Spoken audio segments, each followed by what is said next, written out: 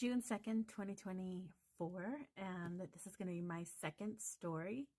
My, what am I calling them? The Paranormal True short stories. I had to write that down because otherwise I won't remember. So these are true stories that happened to me, and in this category, I'm going to be talking about my two near-death experiences. The first one happened when I was a child, and the second one happened when I was an adult, a few years ago. So let's talk about the first one, when I was a child. And that one, I had no idea, no recollection that things transpired. My parents weren't very communicative with us. I come from a Hispanic background, and my parents were boomers, and growing up with them, it wasn't like, oh, we tell our children, we communicate with our children. Not really. So they neglected to tell me until I was an adult what had happened to me. So my mom, we lived in LA, and my mom left me sick. Apparently I was sick. I don't know what I was sick with, but I had a pretty high fever. And she went to Baja and left me with my dad. Neither one of my parents were very attentive. Let's just say that. I spent the majority of my life, my childhood, alone, taking care of myself. And it's probably why I live the way that I live, which is kind of a solitude life. Yes, I am single. And not that I want to be, but I also don't necessarily put myself out there to find someone with quality, because I'm also really picky about those kind of things. Anyway, I digress. So neither one was very attentive, and so my mom, who traditionally in that household, being the fact that they were boomers and Hispanic at that time, were very cemented in the roles. Like, my mom took care of the house and the cooking and the children, and my dad worked. So as a small child, I'm talking like kindergarten, so like 5, 6, leaving me with my dad was not a good idea. But my dad left us, and my dad left me, because I think at the time it was just me, so definitely 5. But again, he wasn't really attentive. This isn't what he did, take care of me. So I guess she left me with a fever. And at some point during that night when she had left, at some point my fever got worse. And my dad didn't notice. I guess he wasn't keeping track of it. He said that all of a sudden, when he went to check on me, that he noticed that my eyes had rolled into the back of my head, and I was convulsing. So my fever got high enough that I was having a seizure. And so he freaked out and wrapped me in a blanket and drove me to the hospital. And in the hospital, he said that they had him wait in the waiting room. They put me on a gurney, or whatever you call those, I guess a gurney, and rushed me to the back of the hospital, where they administered some shots. Now, all of this I had no notion about. I don't know what it is about my childhood. I have like 95% absolute no recollection of it. I feel like my mind was wiped from my childhood, and based on how my parents were, maybe that's a defense mechanism, but that's for another story. And so I had no notion of this. But all my life, all my grown life, since teenager, I've always had very vivid dreams. I've always had very vivid stories. I've always had very vivid conversations. I've always met people that I'm convinced that I've met in like the astral plane, and I've communicated with them. I know they're out there somewhere, and we just met there. Or interdimensional beings. This is why I feel so familiar with that concept, with that energy, because I've been there in the astral plane with different entities, with humans and other beings. But since I was like a teenager, let's just say, to the time that I really found out, I kept having dreams. They kept coming at me. It was always the same. I was a little girl, and I was naked. I was on like a hospital bed, and I was held down by people in white, and there was like 4 at least people holding my limbs down, and I'm violently shaking, and I see one with a giant needle coming at me. And mind you, I'm seeing all of this from above me, above them. I'm seeing it from like where the ceiling would be.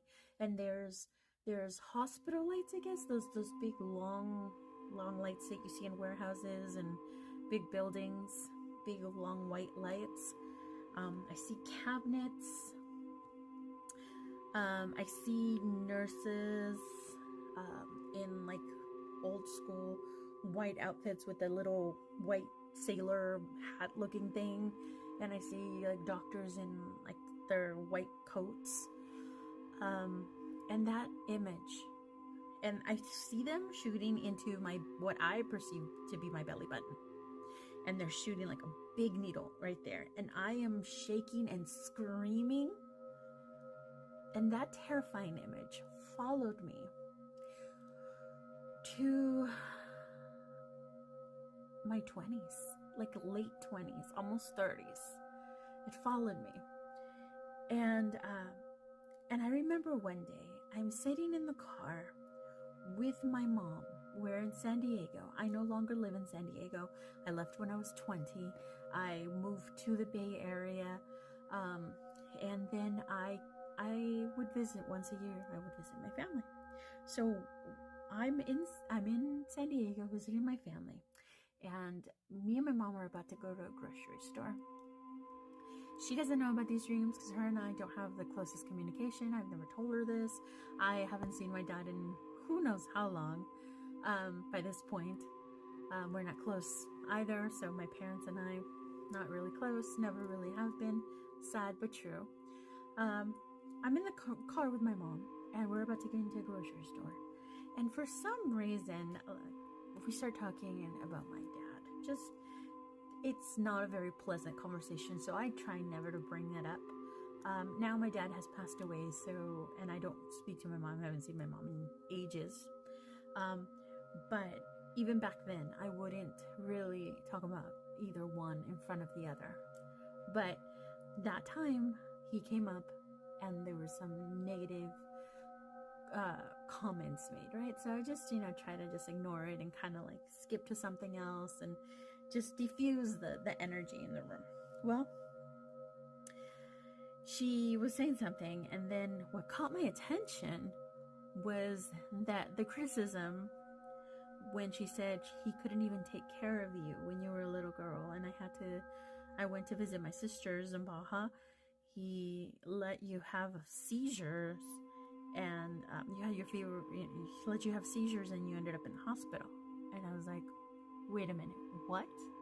Like, rewind. What do you mean? What happened? What? I don't remember this." And she's like, "You don't remember this?" "No." And she's like, "You don't remember this?" "No." "Yeah." She says, "Your dad was supposed to be taking care of you, and you were sick, and you had a high fever, and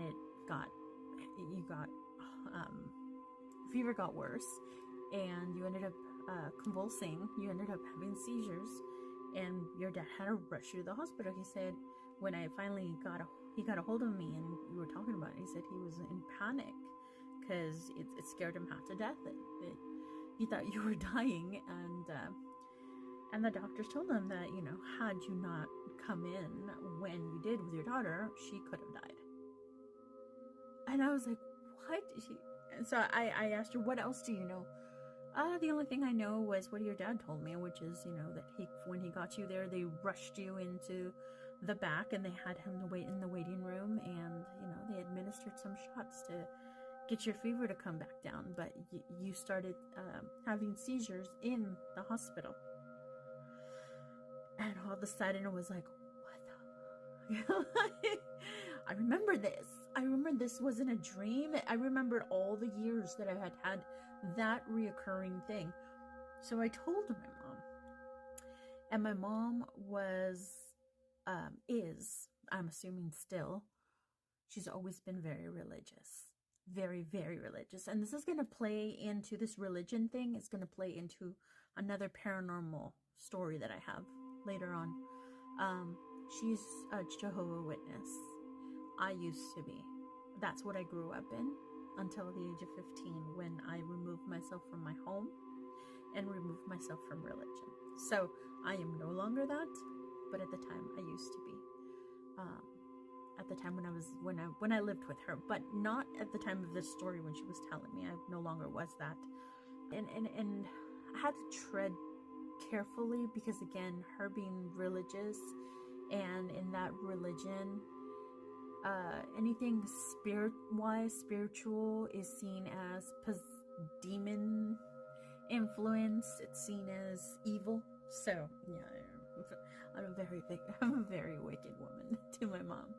But I had to be very careful how I worded it. But I told her that I remembered this stuff, and she said, "You did? You do?" And I said, "Yeah." I said, "As a matter of fact, it has been reoccurring to me, this memory, in my dreams over and over and over again throughout my entire awareness, and I didn't know where it was coming from." And I said, but the interesting part is, I remember seeing all of that happening to me, but not inside my body. I was outside of my body, floating, looking down. And my mom just had one of those quiet, didn't say anything. And then when she finally said something, she blamed my dad for me being a possessed woman, a possessed child. Basically, it was my dad's fault I was possessed, because he was so negative. And so anyway, that was that story. And so I went and confirmed it with my dad later on when I had the opportunity to talk to him. And sure enough, my dad collaborated. Not that I thought my mom was, embellishing or anything, but I wanted to know, confirm these things that I've always remembered. And sure enough, my dad told me the same story and the same details, just, from his perspective, being there. And I told him the same thing, and he thought, well, that's interesting. That's, weird. He didn't have anything really to say to that, but it solved so much for me. Later on is when I found out, because I was on my spiritual quest already, but shortly thereafter, I found out about near-death experiences and what they feel like, what they look like. And sure enough, that was one. I was outside of my body looking at myself, convulsing on a table, and being administered whatever medication needed to be administered on me. To me, it felt like on my belly button, but that could have been just, a young girl's imagination at that point, or seeing it wrong. But the point of the matter is, I've never forgotten to this day that I was floating at a distance, looking down at myself. And I have no other recollection. And I recollect getting better, going home, days later, absolutely nothing. Again, I go back from almost complete amnesia of my childhood to, again, complete amnesia of my childhood, with the exception of a few traumatic moments in my childhood. But yeah, very strange. The second near-death experience that I had happened to me a few years ago, as a matter of fact. And this one I find really interesting. Well, I find the other ones extremely interesting for me, right? Because I feel like a lot of my gifts that I developed, a lot of my gifts that I realized I had, might have come from that near-death experience when I came back to my body. But this one, I feel like it's such a beautiful message for the rest of the world, for the rest of humanity. And I make it a point to share the message. The message came at the end of the story. And I always make it a point to share this message. And I feel like this message was given to me because I would be someone to share this message. Okay. So I had a traumatic experience, and I won't go into too much detail about that experience, but it landed me in the hospital. In the hospital, I was allergic to a certain kind of medication, and the doctor knew this. The doctor was a fill-in. He wasn't my typical doctor. He was a fill-in for my doctor who was on vacation. But apparently he had a good reputation. He'd been there before. This hospital happens to be a hospital that is a bit neglectful. Like, they're overworked and short-staffed, and they're kind of just winging it sometimes. I think after X amount of hours working, they're just kind of like, oh, well, we'll see if they survive the night. So this accident had it, so I was in a lot of pain, and they wanted to give me pain medication. The typical pain medication they wanted to give me, they realized I was allergic to, because the first time that they administered it at a different situation, it dropped my blood pressure so low that they had to rush to bring me back up. So that's on my chart that I can't take that medication. What this doctor decided to do, this new doctor, was he ordered his nurse, the one that was helping me, really sweet, really nice woman. He ordered the nurse to give me 2 cc's of this new medication, pain medication. When the nurse walked into my room, she came in with the syringe ready to put into the IV, and she told me, I don't feel comfortable doing this. This is the doctor's orders. I want you to know, this is the doctor's orders. I don't feel comfortable doing this. Because this medication, she gave me the name of it, is derivative of the medication that you already have a reaction to. So instead of the 2 cc's, I'm going to give you 1 cc. If for some reason you're okay, then I'll administer the 2nd cc. If for some reason you have an allergic reaction, at least you only have 1 cc, and we can take it from there. Well, she gave me 1 cc and sat down in the room with me. My partner at the time was there, and she was there within a few seconds. I was sitting up, and I could feel my heart starting to pound, like, all of a sudden harder. And I was talking. I was trying to keep conscious. I was trying not to have an anxiety attack or anything. I was just trying to stay awake, and I was trying to talk. I remember, like, trying to, like, not think about it too much. And all of a sudden, I felt like my tongue got really swollen. I felt like my throat started tightening. I felt like my heart started beating on my chest, and I told the nurse, I am gonna pass out. And that's the last thing that I consciously remember. I could hear everything. So I could hear, I fell back onto the bed. And it was a room just with my partner at the time, and that lady, the nurse. It was just them two in the room. I heard the commotion. She did it like a code blue, and I started hearing a whole bunch of shuffling and people talking to each other, and the scrambling, and the moving around of my bed, and all the while my heart is pounding out of my chest at a rate that I can't even describe. I can only imagine that's what a heart attack feels like. I don't know. But the thing that I will never forget is the feeling of letting go. Is the feeling. There is a consciousness inside of us in a moment like that where we're kind of fading away from our body, from our life. There's a moment of consciousness that tells you to either let go of your body, let go of your life, or hold on for dear fucking life. And it's such an exhausting moment to stay in consciousness, stay in awareness, to stay in your body. The best I could describe it is like a rubber band being stretched to its limit, to the point where it's just gonna snap. That's what it felt like. My consciousness was telling me, don't let go, don't let go, stay awake, stay awake. But all my body wanted to do was fall asleep. I knew, however, I wasn't conscious. My eyes were not open. I wasn't talking. My heart was beating out of my chest, and I could hear it in my head. I could hear it in my ears. People were scrambling and running and putting, I guess, medication in my IV and stuff like that. All I wanted to do was fall asleep. I felt like I was holding on to a parachute that I had no longer on my back, like it fell off of me, and it was holding on for dear life with this parachute. And I was like slipping. I was slipping, but like I was gripping at it. And I knew that if I let go, that would have been it. So as I'm holding on, my fingers are so cold. This one stresses me out.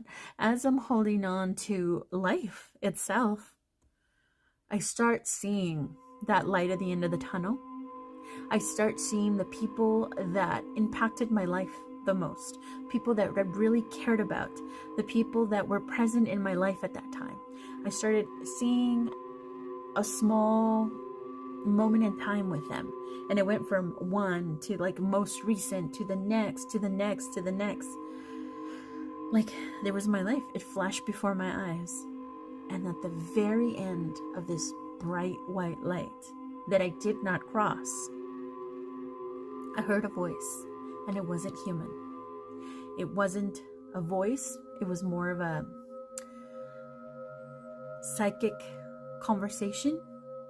It was more of a voice without being a voice, as best as I can describe it. Tell me that nothing, here's the message, on this planet matters. No preference, no wants, no desires, no likes, dislikes. Nothing on this planet matters, absolutely. The only thing we're here for, the meaning of life, is happiness. We're here to experience happiness. And as soon as it told me that, it like rewound the video, and all of a sudden, I opened my eyes, and I was surrounded by a whole bunch of people staring at me, like super scared, standing there staring at me, just like waiting to see if I was going to react.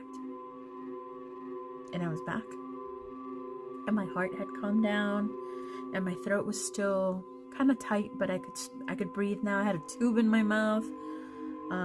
The doctor that had ordered the 2 cc's, and the lady only gave me 1, she saved my life, was there, looking completely just pale. He was dark skinned, but he looked pale. He knew he messed up. But I came back with the meaning of life, at least for my perspective, for me. And that was my second near-death experience.